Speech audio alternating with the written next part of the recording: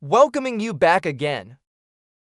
Hoping you've had a great holiday and awesome time with your family and friends. I did as well was going on a trip. Everything's gotten kind of behind. So basically, I'm starting to do some catch-up videos. And this is one of those here. So with all that being said in my last video, as I promised I was going to do this video, if you did not see the last video on the update of my female jumping spider, please go back and do that. It will kind of keep you updated on what's going on here. For the rest of you, she left me many hungry mouths to feed, which are back here and they are tiny mouths.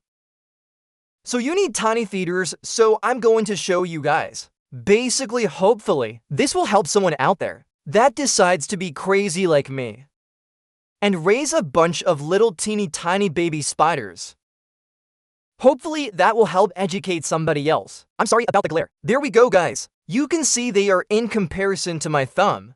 They are quite tiny, so yes, they do need fruit flies.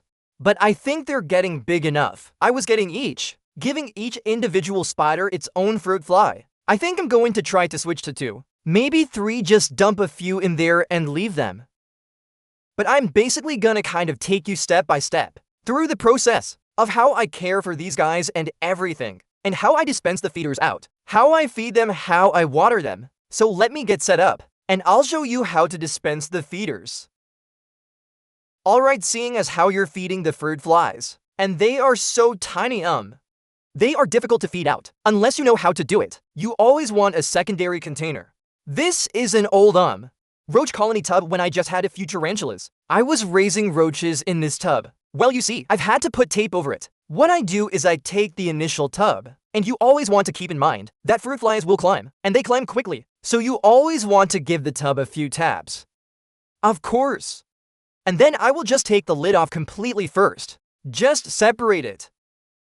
And then move it back to the side just a little bit to leave a crack. And then the adults will start to kind of make their way up, as it were, to the mouth of this container. And then every once in a while, you just give it a tap, and of course, you probably cannot see it very well, but there's live adult fruit flies dropping down into this tub. And you just thump it round until you think you've got enough in there. And that should be a good start, because I'm not going to show you how I feed every one of my babies. But always keep in mind once you tilt this container up, that there's going to be some on the lip. Just give a couple of last taps to knock them off, and then put the lid on. That avoids a lot of escape from that culture. And then once you get these guys in here, they'll start climbing up the side. Just remember, give it a few taps and then throw a lid on it. Now you saw how quick and running around these guys were. And you wonder, how in the world do you feed these out individually? That's what I'm going to show. You have to sedate them. So that's what I'm going to show you right now. Hold on, guys. Alright guys, step 2. After you get the fruit flies that you want to disperse out of the main container that they're in, you see they're running all over the place. The next step you want to do is sedate them. And the best way to do that is just to lower their outside temperature, round them in their environment, and it will slow them down to where you can basically immobilize them for up to several minutes, and then feed them out. And so that's the easiest way to do moving. But if you leave them too long, it can kill them in the freezer. You can immobilize them quicker, but it'll kill them quicker in the refrigerator. If you forget for a couple of minutes, it's not a big deal, cows. It's just gonna put them in a deeper sleep, and you can probably still reuse them. So while those guys are cooling down, I'm gonna go get a drink and then we'll come back and show you how we feed these little guys. Right here, stick around. Alright, so here we are back. I left the fruit flies in the tub, in the refrigerator for 7 minutes. I actually set a timer so that I wouldn't forget. You see they're all basically kind of asleep, with a few of them waking up and moving around. And just give them a tap to knock them down into the corner. And you pop the top off. And whatever your personal preference is. As far as a separator, you will get yourself a fine tip. Objects like, I use the tail end of my paintbrush. And you just kind of separate them. And you can tap them to break several loose. And get them into the corner. and you just kind of funnel them down, just one at a time. Apologize if you can't see the fruit flies very well, but I'm just kind of raking them in there one at a time. This is going to be the bunch for the ones that I feed in the tub. And then I will show you once how I feed those individuals. And at that point, we will kind of be done with the taking care of spiders with fruit flies video again. Always give your containers a tap to knock them down. And now I've got several fruit flies separated it out, which I'm going to put into this tub over here, which has at least 5 baby jumpers. So stick around, guys. I'm gonna show you how to feed them. Alright guys, as I get ready to feed out these fruit flies to these baby jumping spiders that are in this little tub right here, you can see several of them moving around. It looks to me as though all of them that were in there a week ago, before I went on my trip, which means they're at 7 still. But you can see they're all over the place, and they're crawling around, and you can see they're quite tiny. So you see the necessity for fruit flies. So I was just hoping to educate somebody on how to keep and feed out with fruit flies. You know, if possible. And I want to explain to everyone before I feed these fruit flies out. My setup's okay. With these guys, they're true spiders, especially with jumping spiders. They always want to go up. If you watch some of these guys as they move, there's one over here on the side. You can't quite see he's going straight up. So excuse me. You basically invert the enclosure. And when they're this tiny, they don't really need substrate, nothing like that. I mean, you know, jumping spiders really don't need much in the way of substrate, except for when they get older. Just something to hold moisture. Cause they're, I wouldn't say arboreal, but they're just kind of vertical spiders. So I use a setup like this when they feed or if the feeders that they miss died. Gravity takes over, they drop down here into the lid. I can take this lid off without disturbing these guys. Dump it in the trash can to dump out all of the carcasses. And then I go to water them. So this is how we water them, guys. Alright guys, so what I do before I put some feeders in there. As I give them some water, I always use distilled water. With all my inverts, I use distilled water. And I use a common spray bottle. And what I will do is just set it on a fine mist, which it's not on now. And then just mist one side of the enclosure until they've got some water. And then of course after that, I take all of the fruit flies that I got, give them a tap to dump them down at the bottom. And then I just drop them all. Give them a tap, drop them all in there, and then just wish the spiders the best of luck. I cannot give you too much time videoing this, because the fruit flies will start to run out. But hopefully you'll see a takedown or two before that happens. I'm sure after a week or so, these baby jumping spiders are kind of hungry. But I'm still not gonna risk a good takedown for fruit flies running loose in my house, so. Can you see one climbing over here on the left side? Okay guys, so I'm gonna show you how I feed the individuals now. Alright guys, and so individuals are actually a lot easier to care for, as you can see. Same typical concept, the deli cup upside down. All feed and molts and waste, and everything goes down in turn. Down here into the lid.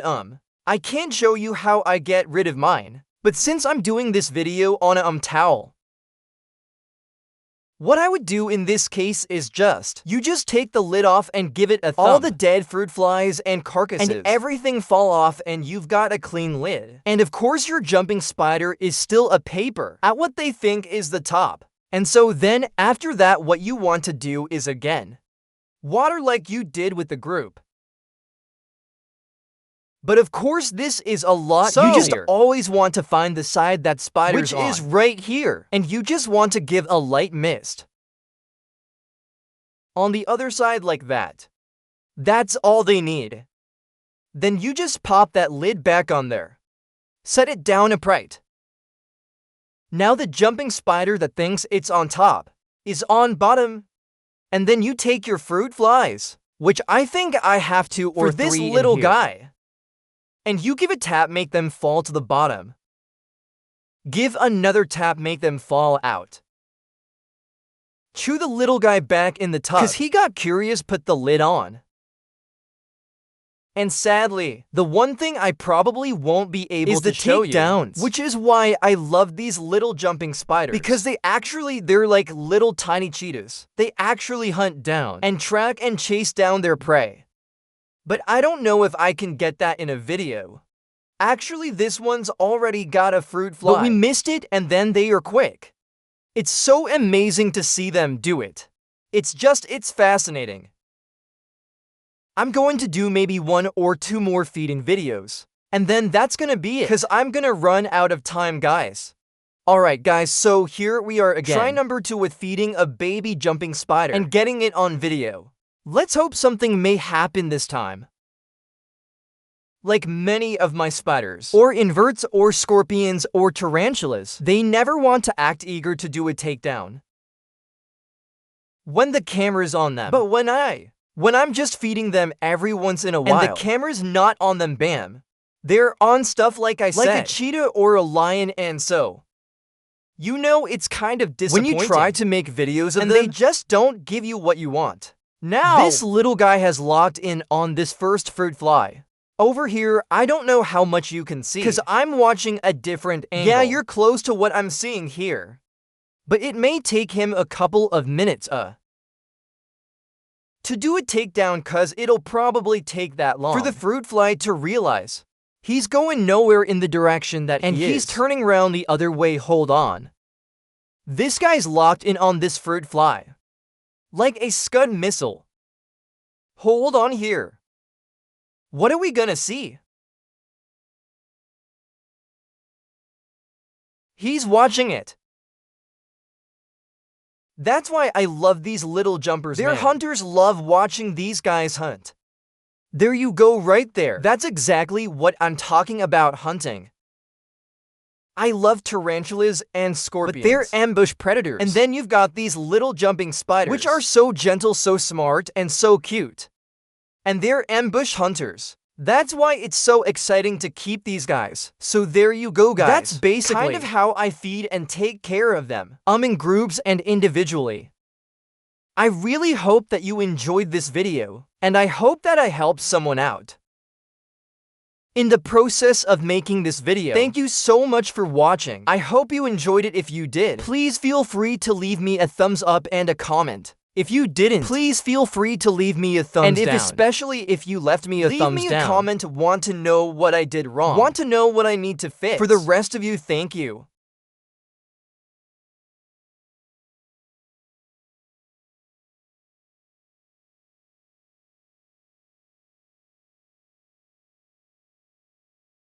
Okay, I'm back with another video. You're probably wondering, why are we staring at a tub full of substrate? Well, that was my cricket egg bed.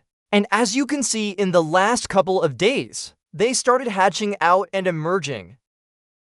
And they're quite tiny. About the size of ants. And there's quite a few of them running around in here.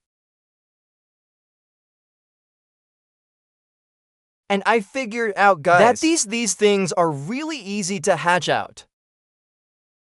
Doesn't take much. Like I said, you just want to get you a good tub.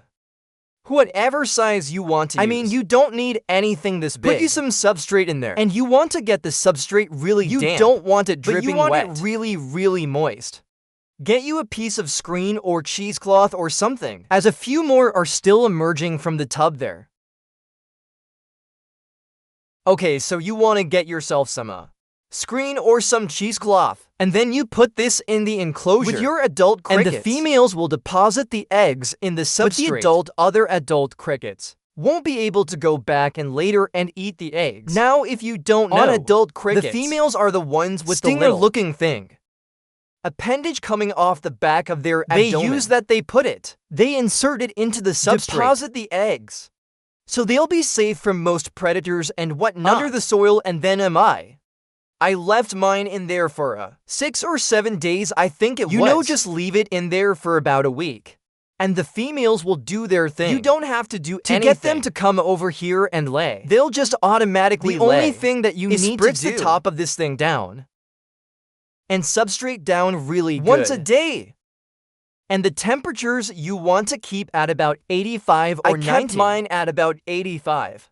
And within 7 to 10 days, your babies will start hatching. I think this time it was like 8 or something, but in my invert room, I've got a space heater in there. That keeps everything at about 76. And then I had this tub sitting on a heating pad. That was on top of a towel. And that kept the temperature inside of the tub at 85 degrees. And as you can see, I've got lots of feeders. Now that'll last me quite a while. With only 3 tarantulas now. There's a lot more of them inside those tubes. And underneath them as well. In the next few days, once I'm sure that all the babies are finished emerging from this tub, I'll pull this tub out and freeze it. Just in case there was any more in there. So I don't have crickets running around the house. And then I'm gonna take these toilet paper rolls out, crates, and put a small food dish in. Along with some vegetables, some lettuce and stuff like that. And then a small water bottle with cap. A wet piece of sponge cows you don't want to put standing water in here. They'll so drown, tiny. So there you go. It's pretty easy. That's how you hatch them and keep crickets. And then one other thing with my roaches. I still got plenty of those. But I retrieved a couple of just out of curiosity to see if I could hatch them. Kind of the same thing as with the crickets. You just want to keep them damp. Keep them, you know, as warm as possible. The warmer the better. So maybe I'll have some roaches hatching out here pretty quick, but again, here you go, there's all my little babies. Thanks so much for watching this video. Keep an eye out for some tarantula videos. I'm gonna be doing one here pretty soon. It's gonna be feeding a couple of my tarantulas. I appreciate you guys watching. Like, share, comment, subscribe. Thank you all for watching. Take care, God bless. Alright, so this video is going to be all about my huntsman spider. Yes, I know. You guys were not aware that I had a huntsman spider. I've had it for maybe a month now. And I haven't done any video on it. Because I didn't know how it would do in captivity. If it would feed and whatnot. So I've been holding off, but it has been feeding. As you can see right below it, there is a mold along with roach carcasses everywhere. So I'm going to try to do a feeding video of this thing. And eventually I'm going to try to rehouse it, because this really is not the ideal housing for it. And I know you guys can't really see it now. You're just kind of getting a face on profile of it. But hopefully by dropping this roach in there, we'll kind of invoke its natural response to hunt, and we can get a pretty good look at it. So let's put the roach in there. Now, I had never really seen a huntsman spider here in Texas before. That's probably just because I had never noticed one. But this thing ended up on the ceiling of my house. And I watched it kind of hanging around the same spot for 2 or 3 days on my ceiling. And just with my experience with spiders, the last couple of years I thought, that looks like a huntsman. So I captured it. And I've been feeding it ever since. But I just haven't done any video on it so. Now, I fed this thing probably 2 days ago. And it was one of those things. It took its time getting the prey. I was watching, and I turned around to grab something. And I turned back around, and it already had a hold of the roach. So one thing that I do know about this spider, when I captured it and put it in a cup, they are fast, as you can see. Wow, see that? That is fast like. I was unable to catch all of that, like the real takedown there. But you see how fast these guys are. That was amazing.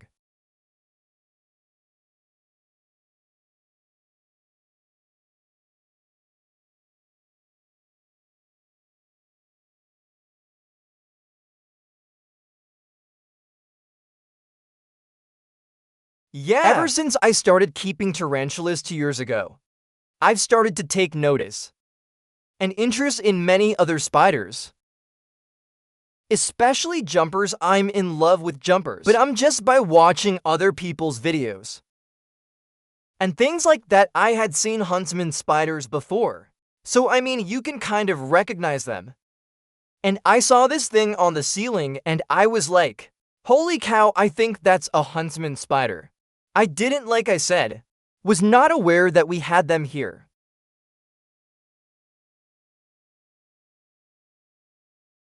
Until I discovered the one on the ceiling, which is the one that we're videoing and speaking of right now. And sucks I didn't get like the takedown, but this is the best and the best video that I have gotten of this spider.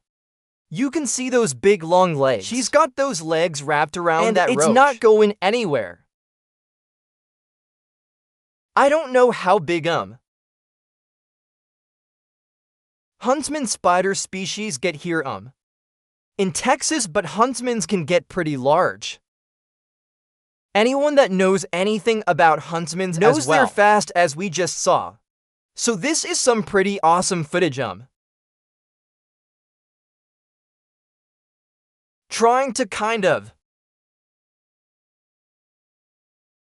a better view of the spider itself, rather than just the roach struggling. Now, I don't really know what life stage this thing is in. Whether it's a spiderling or a juvenile or a subadult or an adult. But one thing that I will show as that thing is eating, I'm gonna kind of zoom out. You're gonna see this little spot right over here.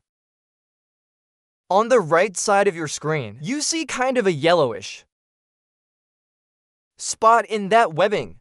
The first time I saw that like week and a half, 2 weeks ago. I thought maybe that was a phantom egg sac. So I don't know if that's what it is. And I don't know if this spider is an adult or not. But like I said, now that I know that it's going to do well in captivity, I'm going to probably kind of remake its enclosure. I don't think we're gonna get a heck of a lot more, but I really hope that you enjoyed that. If you did, please let me know you know how to do that. Thumbs up, comment, all that good stuff. If you haven't subscribed, why the heck not? Please do that. And of course, share this video with your friends. And guys, hey, we all gotta take care of each other, especially in this country right now. As screwed up as things are, we gotta take care of ourselves and each other. Almost don't want to end this video.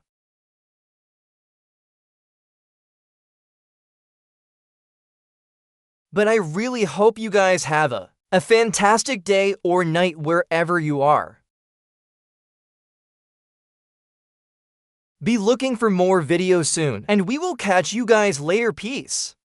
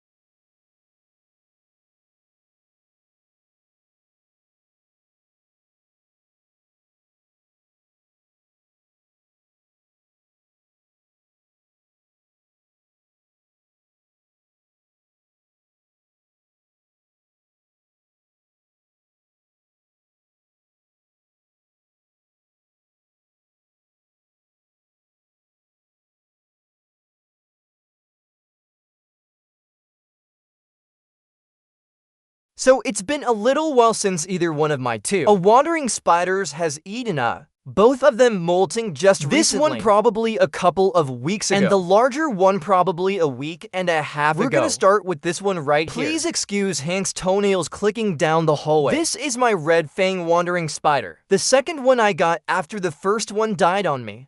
This one seems to be doing pretty well. Let's see if it's hungry.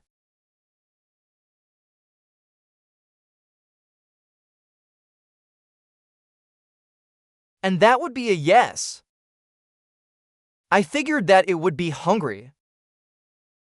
Excuse me, so these guys are really cool. You can kind of see just under what would kind of be like the roach's chin there. Those are the red things. They're kind of an orangish color right now. But they'll get darker as they get older. These spiders are just absolutely beautiful. This one here is about due for a rehouse. You can see its leg span is just about as big around as the vial that it is in right now. So I'm gonna have to rehouse it pretty soon. Excuse me. And I again still have several other rehousings to do.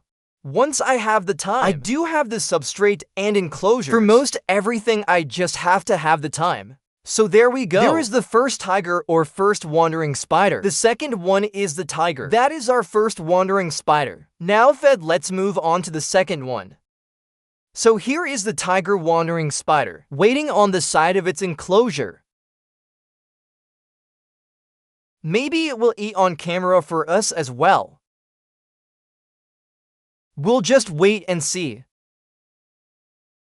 Of course, the roach is not going the way we wanted to, so we just give it a little poke.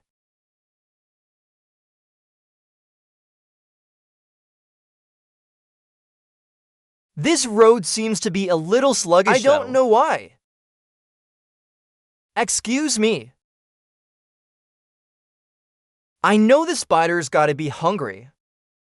It said it molted about a week and a half ago. I've already tried to feed it once. It rejected the food. But it did not reject it that time. And of course now the cork bark is in our stinking way. So let me see.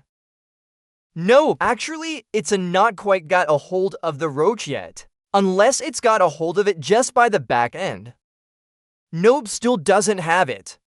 Now it's got it, there we go. Awesome, so I thought we missed a takedown. But we did not look at those colors. Those patterns on that spider, guys. Really awesome species. Here we go. There is both of my wandering spiders now fed and happy. Hopefully you're happy too. If you enjoyed this video, please let me know the thumbs up and comment. Don't forget to subscribe and share. And of course, guys, take care of yourselves and each other. Thank you so much for watching. Take care. God bless.